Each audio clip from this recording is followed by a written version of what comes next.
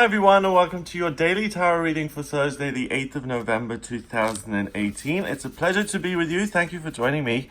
I'm using the Tarot of the Water. Now I love this deck, and if you watch my weekly horoscopes then you'll know that today is the day when Jupiter, the lucky planet, moves into the sign that it rules, Sagittarius. So that is really going to benefit all of us. If you haven't looked at that yet, check out the weekly horoscope to give you a bit more detail. But Jupiter is the lucky planet of success and good fortune, so it really is in our interest to keep on top of that and see what he's doing. So let's see what the cards have to say to this. And it's really strange because I intuitively choose the cards I'm going to use every day. And Jupiter is going into Sagittarius, which is a fire sign, but I felt drawn to use the opposite, the Tarot of the Water, for whatever reason. So let's see what the cards have to say. First of all, we have the Page of Wands. And the Page of Wands is a beautiful picture. And it's this kind of 30-ish, he's a grown man. He's standing there on a tiny little block of land. He's got this staff with one of those fish that is deep underwater, and they have those lights, in Finding Nemo, when Dory and Nemo go all the way to the dark and they see this light and Dory goes, pretty, pretty, pretty, and then suddenly they see this horrible fish. He's got a mermaid there, kind of worshipping him and playing him a song. The fish are all coming out to see him. So even though he's a page cards are court cards, and each one of the court cards represents a level of experience. Page is very little experience, a knight is some experience, and a king or queen are very experienced. Now, he looks like Moses. He's like parting the sea.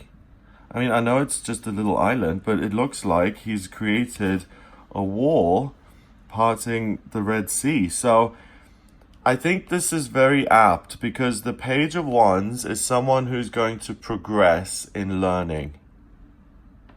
And I'm so glad that I used this deck today, because a Page of Wands in a normal deck looks like a young man who doesn't really know what he's doing.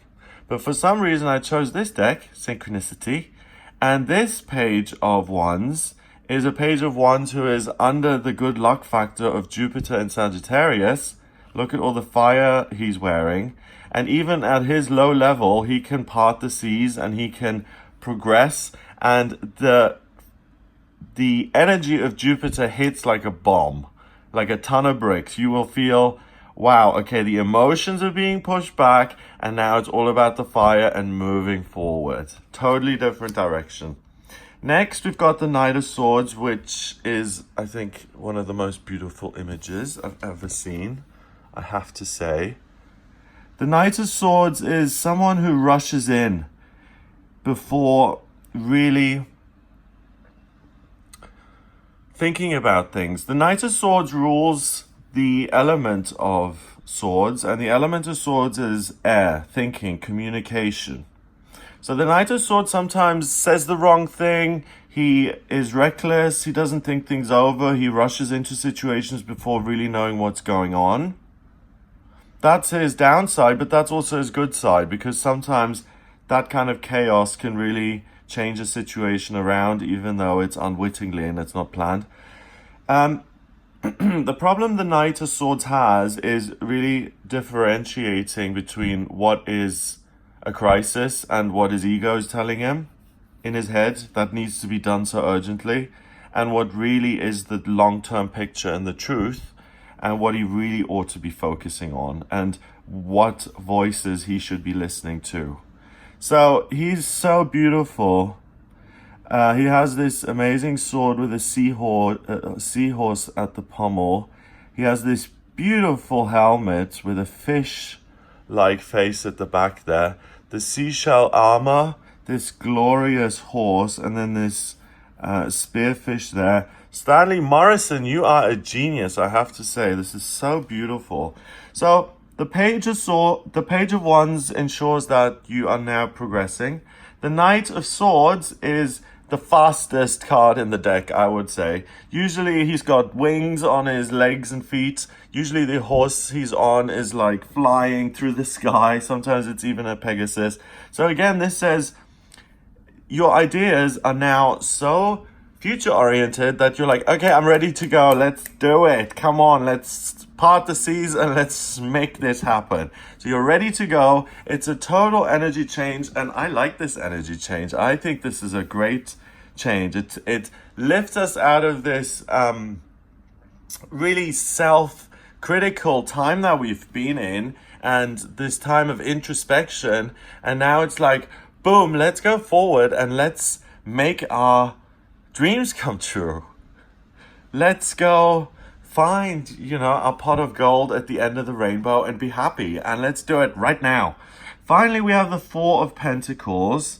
And the Four of Pentacles is about being a miser. So he's got his coins there, and he is protecting them like, everyone's an enemy. He's got a hardcore knife there. He's got... Is that a gun? Yeah, he's got a gun there. So he's like, don't come near me. Look at all these dead fish. Everyone tried to come after my money, but I am going to keep you all at bay. I'm surrounded by death and skeletons. I look really badass and I'm hard. So don't come near me and steal my stuff. Perfect description of the Four of Pentacles. The key is around his chain. The key is around his neck on a chain. English language, hard language.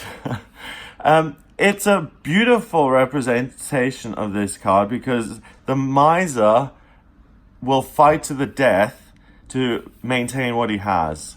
But what he misses and what he lacks is that if you only protect what you have and you don't look to the future and you don't look at growth and what you're going to continue to create, you're surrounded by death. Because on this planet, if it doesn't change, it dies.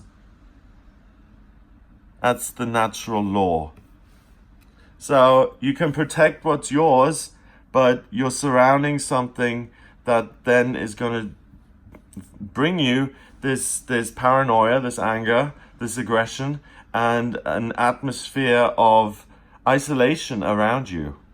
So the cards are saying the Four of Pentacles is an energy that's there and that's been there. I mean, this period of introspection, some of us have just clung on for dear life, to be honest, and just said, okay, we see the issue, we're meditating on the issue, but still we don't quite know what the answer is. So some of you may be totally, carefree, footloose, fancy free. Other people will have found the last couple of weeks and days somewhat of a schlep, in sense of, yes, I know I have personal work to do. Yes, I need to be more positive. Despite the fact that the world gives me these negative experiences and this negative feedback, I have to rise above it. I have to transcend it. I have to maintain a positive frame of mind. And I need to believe that my hopes and dreams can come true. That's the other side of this, okay? And that's what a lot of us have just been trying to cling on to. So today we don't need to cling on to these straws of hope anymore. We can actually pursue things that we want in life. And we can go get them, and we can do them in the most magical and beautiful way possible. And the future looks incredible. His reality, I want to visit that reality. I wonder what I would appear like. I want to be this really self-controlled minimalist. It's a wonderful way of depicting someone. It's very, it looks kind of Japanese to me. It's very minimalist. It's very stoic. There's no real expression here. Everyone is just as refined and delicate as they possibly can be. So refinement and refinement and making things look beautiful is a wonderful way to be.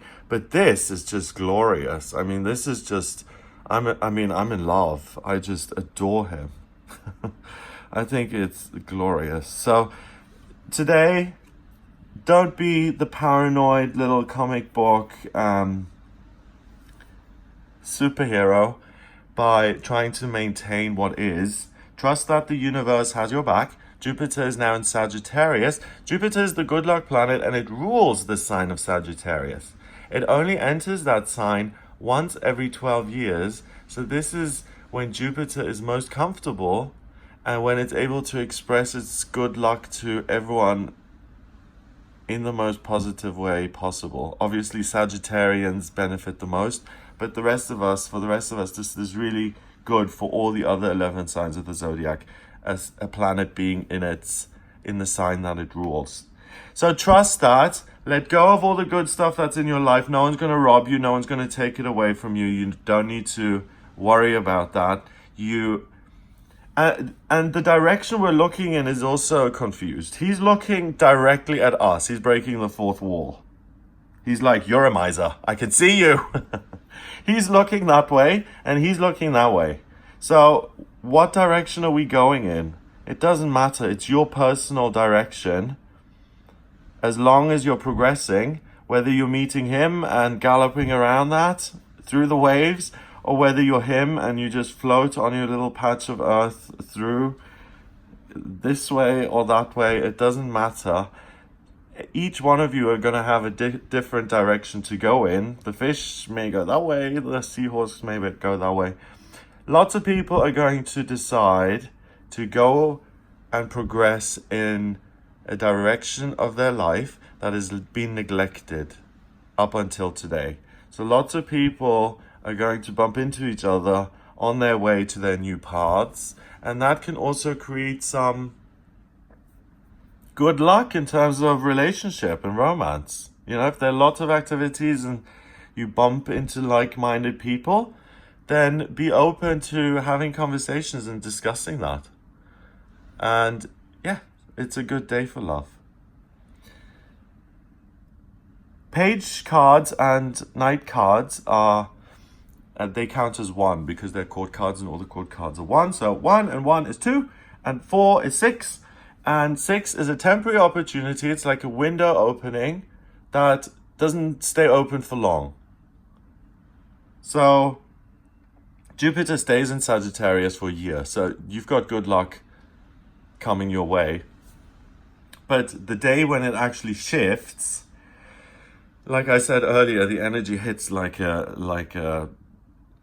ton of bricks. It's like a piano falling on you. So today you really have this window of opportunity that I want to make progress and I'm going to do that. So, you know, usually if you do something and you schedule a whole day for it, you may get an upswing in energy, which means that you can work through the night and get it done before and save yourself that whole day. So you're much more productive and you make a lot more progress. If you do have a spiritual practice in your life, then just say, universe, I'm ready for the good luck that's coming my way. Thank you for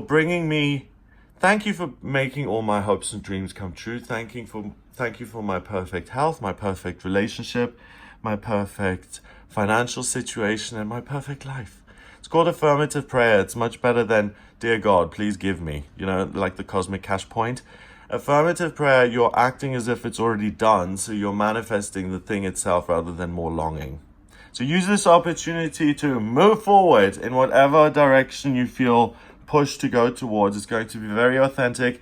It's going to bring you good luck, and it is going to be a journey in itself that you go on now for this next year. Have a fabulous day. If you would like a private reading with me, please get in touch via my website. It's gregoryscott.com. Click on the readings tab to audio reading. In my personal readings, I use the tarot, astrology, and numerology. The astrology chart is a blueprint of your soul. Sometimes I'm surprised I get to have access to this information. It gives me your life purpose, what your vocational aptitudes are, where you've been in past lifetimes, what's destined for you in love and romance, career, finance, children, family, spiritual progress, moving, travel, anything at all. I can answer any questions you may have. So please get in touch with me for a personal reading. gregoryscott.com. Hit the subscribe button if you like my videos, and I'll speak to you tomorrow.